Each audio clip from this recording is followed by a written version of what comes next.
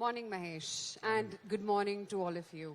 Mahesh, Meghna rightly highlighted what India's position has been at COP27. But I'm not going to fast forward, I'm going to rewind a bit. For all the audiences here, let's dumb it down and let's first try and understand what is renewable energy and what is decarbonization? Because we keep hearing that countries want to, go green, they want to focus on hydrogen as an energy module. What is this all about? Thank you, Ayesha. Thanks to the Times Group. I think this is a fantastic opportunity for us. And this is a global priority, decarbonization, as much as it applies to us as a nation. It's a huge global priority. And we have seen what happened at COP26 last year, COP27 just now, as it finished a few days back. The fundamental question, Ayesha, that you asked about, what is renewable energy, what is sustainable energy, is instead of putting more burden on Mother Nature and the planet Earth, how do you use the freely available natural resources, and how do you create energy that is needed for the economic growth, but do not create harmful carbon emissions for the planet? Because today's generation of ours, but our next several generations should have a much cleaner, much sustainable future. So using various forms of renewable energy is by far the best bet to have that sustainable future. And we call it a trilemma, that you want it to be sustainable, you want it to be affordable, and you want it to be reliable. Because it should not happen that clean energy transition comes at a cost. We have to make sure that the cost impact is also minimized. It's ironic that we talk about this in a city like Delhi, where everyone doesn't look at the time on their phones, they look at the AQI levels. How do you do it? I mean, it's easier academically than to actually put that into practice. I'll be candid, these 3-4 months of Delhi I don't like because of the air quality, and that is something that I think all of us we deal with. But there are different ways of doing it. It's a multi-pronged approach. You have to look at the sources in the nature. There can be solar, there can be wind, there can be hydro. There are more newer fuel solutions that are coming. So that's one aspect. But we should not forget that today's air quality is bad, as you mentioned, also because of the technology we have today and the emissions we have today. So you also have to focus on reducing emissions of today. So while you look to the future, which is definitely the path that we are on, and India as a nation is doing very well on that journey, but we should also be very well reminded that today there is 60 to 70% of India's energy generation through the coal-fired power plants. And the vehicular pollution, the coal-fired power plant, some of the stubble burning that we hear about is what is causing the emissions. So it has to be a multi-pronged approach that you solve and create more and more through renewable energy, but then also work on technology solutions. And there are some that today we are executing for our stakeholders and customers, which brings today's emissions down. And at the same time, you have to learn from the developed nations. The developed nations have gone on this path of renewable energy. They have had some of their falls. How do we learn and not have those trips for ourselves? This is the multi-pronged approach which will benefit the nation, we believe. Okay, so multiple things here. At a personal level, obviously, you get a little bit conscious about, your carbon footprints and the way you're going about using energy. But at a country level, how is it that you do that? Is it really simple to do it, and does it come at the cost of the trilemma that you mentioned, at heavy investment? I think investments will be needed. The energy transition, we have to be candid, will not be free. It will not come free of cost. However, there is a path to reach there. You reduce what you do today, which has more emissions, that's one. You keep increasing. The nation has a target of 2030 for 50% renewable energy power generation. So you go on that path. But then there are also other solutions which look into the future technologies. And we have a lot of these technologies available today. They will evolve. They will further develop. But today there are solutions to use the hydrogen gas in gas turbines. Gas turbines is a good bridge from today's coal-fired generation to tomorrow's renewable energy generation. So using the hydrogen in the coal-fired power plants, reducing the emission there, using them in gas turbines, these are some of the things that we can do. We will need significant investments. There are different estimates. Some estimates talk about $200 billion a year for the next several decades. But suffice it to say, there is enough funding and financing which can be available if we start making execution on our path that we are on the 2070 net zero. So it will need technology, it will need policies, and it will need investment. We believe these are the three big levers that can enable our journey. One thing I must say, and I'm very proud, the capabilities that India has a nation, the talent that India has to bring the technology breakthroughs can make us globally competitive. And this is something we have demonstrated. In this energy transition, we can be a very, very powerful, globally competitive source, and that we should take a lot of strength from. You know, Mahesh, you at GE are a more than a century-year-old company, and you have been sort of pushing India to its Atmanirbhar cause for over a century now. Tell me the technology that you bring about to try and make India carbon neutral. Yeah. We have a proud history of 120 years. We are as local as it gets in this nation. We started in 1902 with a hydroelectric power plant, renewable energy. But today, what we do is in different areas of fundamental infrastructural sectors, may it be aviation, may it be healthcare, or may it be energy. And in all these, we stay focused on technological breakthroughs which bring sustainable solutions to the stakeholders, sustainable solutions to the customers. You can take an example of a wind power technology where we produce breakthrough solutions in India, but our philosophy has been innovate in India and make in India for India and the world. So Atmanirbhar doesn't need any bigger testimony than 6,000 engineers who develop these solutions in Bangalore, or the new hydro solutions that we bring for energy storage, or the hydrogen that we burn in the gas turbine. So this is a very wide era of 120 years of infrastructural solutions that we bring. We are also very proud of how we support the global businesses. We have huge exports, Ayesha. We have 70 to 80% exports in most of these businesses. So Atmanirbhar not only for India, but also supporting the global needs. Sure.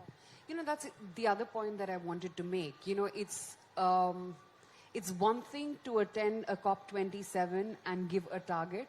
How sustainable and achievable do you think? How far is India in its renewable energy, carbon neutral dream? It's a journey. We have not arrived, but last 10 years, if you look at the last 10 years, it's a very positive confidence that we can get that we have made progress in the solar generation. We have made progress in the wind generation. We have embarked on the hydrogen policy. We have embarked on the round-the-clock hybrid power generation. Now, these are things that we will need to continue, we will need to accelerate, but we'll also have to embrace, as you asked a question about financing, that we'll have to embrace that the breakthroughs and technologies will need financing. These policy decisions will need to be further strengthened. But one definitely believes that there is no going back. The world or the nation doesn't have going back when it comes to renewable energy. If we learn from some of the experiences that the other nations have gone through, we can have a much smoother transition as we look to the 2070 net zero targets. You know, do enlighten our viewers. I'm sure they would want to know what is it that other developed nations are doing that India can do and try and achieve that goal. I think that's a great question. If you look at some of the developed nations, if you look at the Western nations, they have progressed further on the path of renewable energy. Today, the electricity that goes to their industries, businesses, homes, has much higher percentage from renewable energy, which is a positive that we should learn. But as they have done that, they have also had some challenges in terms of the grid that transmits and distributes this power generation. So it is important that we keep an eye on not only bringing up the renewable energy sources, but also the modernization of the grid, because it has to be a smart, digitally enabled, and a grid which supports with the database solutions. That is what will be needed. If you generate renewable energy and your other ecosystem doesn't keep pace with it, that is where some of the developed nations have faltered. The other piece which is important is we are looking at the hydrogen policy. I think the hydrogen manufacturing cost, electrolyzers cost in India will be very, very competitive. That is something we can offer a much bigger value to the entire world. So talking about technological breakthroughs, talking about Atmanirbhar, this is something that we can add value to the entire global energy transition. But tell me, you've been in the business for over 100 years with India. You talked about as to how the last 10 years especially have been a breakthrough of sorts, and, the entire machinery has been on an accelerator. What's been your experience in the last 10 years? What is India doing right now? Also, I must say there's a lot of awareness, 10 years back, no one even knew about what a carbon footprint is. But what is it that we're doing right so far?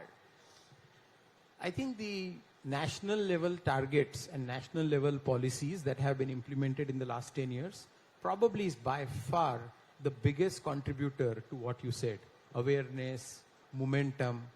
There have also been in the last couple of years further advanced policies. So we have seen in the last 10 years how it has become easily possible to access green energy, even if you are an industry, even if you are a home. And that is something that has increased the penetration. We will need more of that.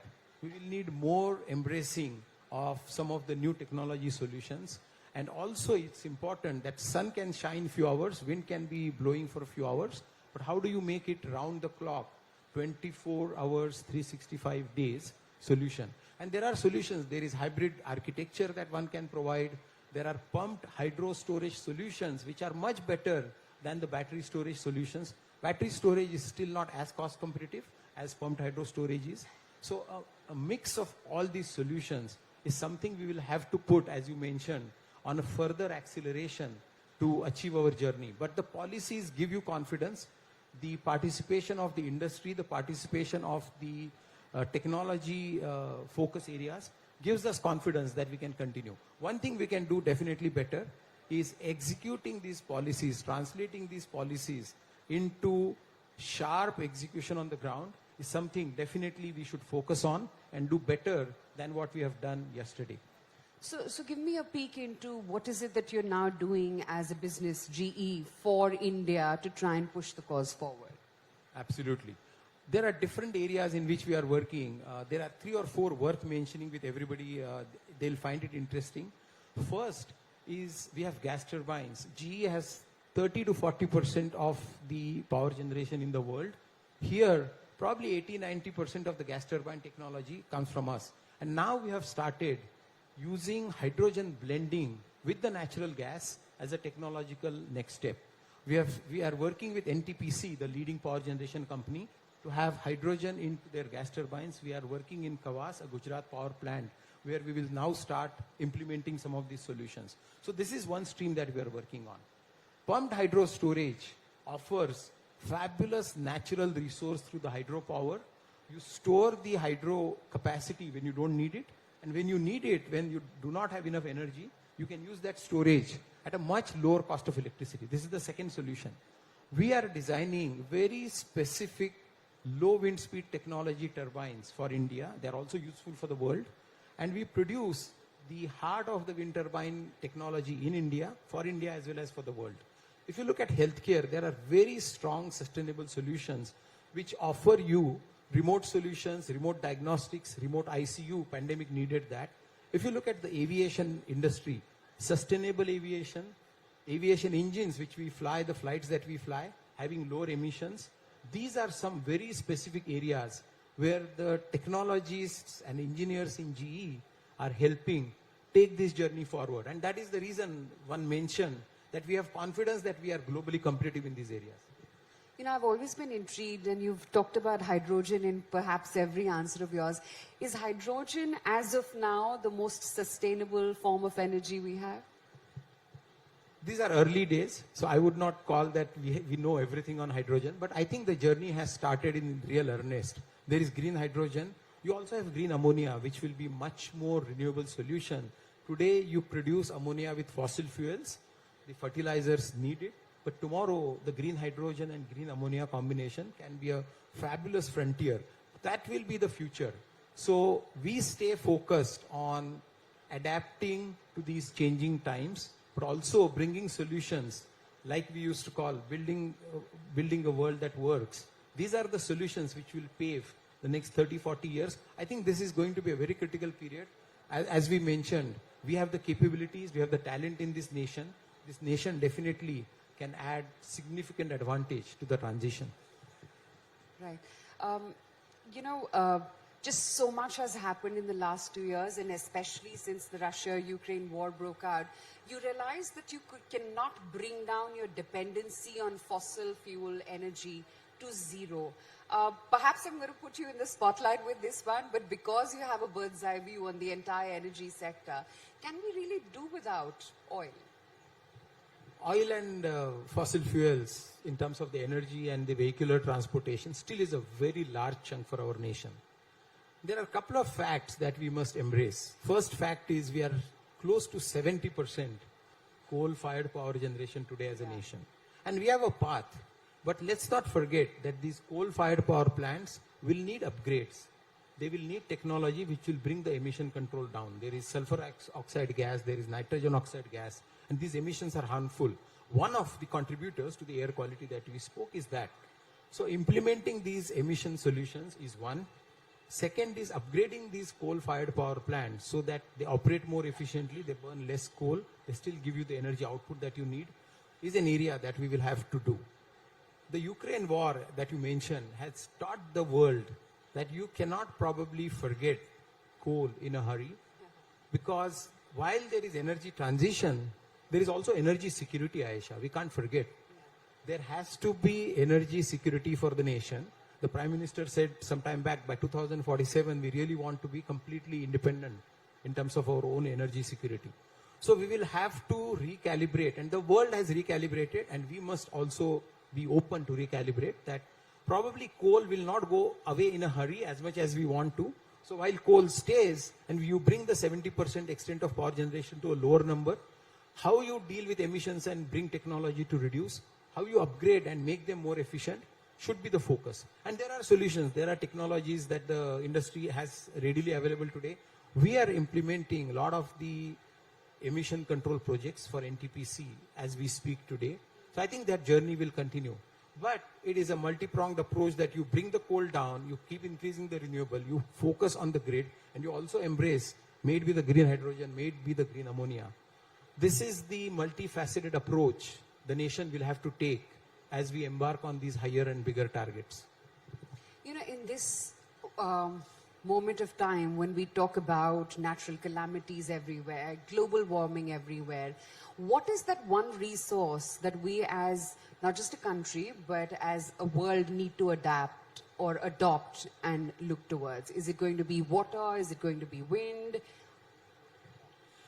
If you look at our nation, we have done fabulous progress in the last, I would say, 10 years in terms of the increase in solar power generation. But there is still a lot of potential in the renewable energy, in the wind power generation. There has to be at least more than 100 gigawatt capacity in the wind that India topography exists, and we can harness that wind and add that capacity. At the same time, let's not forget that you can have a mix. You can have a mix of solar and wind and a hybrid architecture. When you store when you don't need, and when you need, you use upon that. So it will have to be a mix of that. Also, the pumped hydro storage that I mentioned, Ayesha, is very less harmful to the nature. And it doesn't need to be closer to the big rivers. It doesn't need to harm the villages or the rural population. So that would be another array of offerings which will also help us. So suffice it to say, it's not one renewable energy source. There are multiple. The nation is blessed with them. How we make the most out of them will enable our success. Are we making the most so far? We are making. I think there are more opportunities for us to do, which will always be the case. It's a continuous improvement journey. Yeah, absolutely. But tell me, you at GE, how conscious are you when you invest in newer technologies to look towards greener fuels as opposed to fossil fuels, which obviously have higher carbon emission? There is significant commitment that GE does in terms of the investment in technology, investment in research. We have global research which is focused on hydrogen. How can you have much higher percentage of hydrogen burning in gas turbines? We have achieved 50-60% today. The aim would be over the next few years, how could you reach 100%?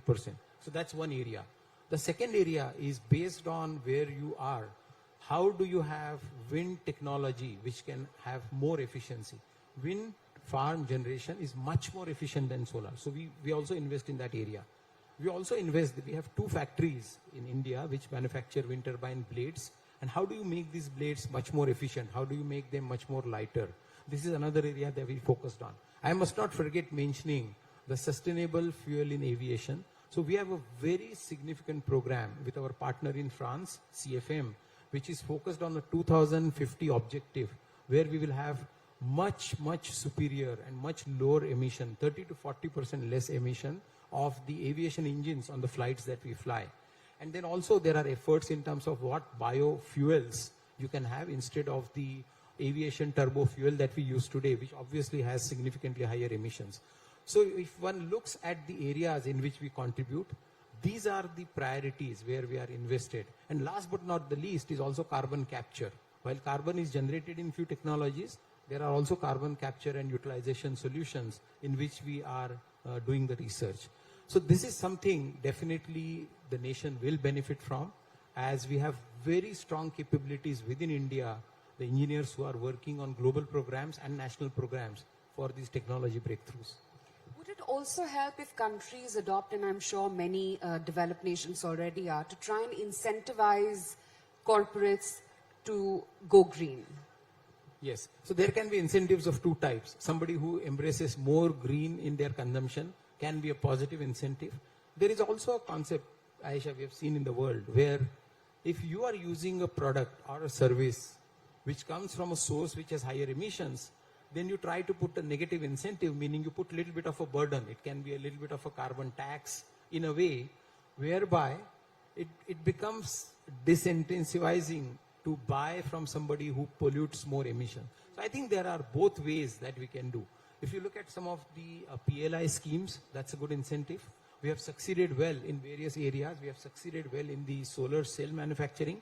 Potentially, the government can also look at the wind sector as a significant sector where PLI can benefit, because the capabilities will increase in the nation, will be Atmanirbhar, but we also will be very competitive as we look to increasing our exports. So that is an area, PLI is an area. But as I mentioned, I think the time will soon come. If you are using a product or a service which is coming from somebody who had a higher emission, you may end up paying little more for that. Now, as it starts pinching your wallet, you may not want to buy from that emitting source, and you will go to a greener source. So these are different ways. We have seen the world working on either positive incentives or also a little bit of burdens if you are using from an emitting source. Absolutely. The other thing I wanted to talk about, we've talked about as to how countries in the world is tapping into natural resources. But at a time like this, when you're also having an EV invasion here in India, the world is now turning towards electric vehicles. A, the sustainability and your thoughts on the same. And B, other than natural resources, what are the other cleaner energy options that we as a country and the world can adopt? I think the electric vehicles, similar to the battery storage, still is in early days. But as an Indian, proud Indian, I think we will have a breakthrough probably this part of the world, which will produce very efficient and cost competitive electric vehicle solution. So that definitely is something that is going to happen sooner than later.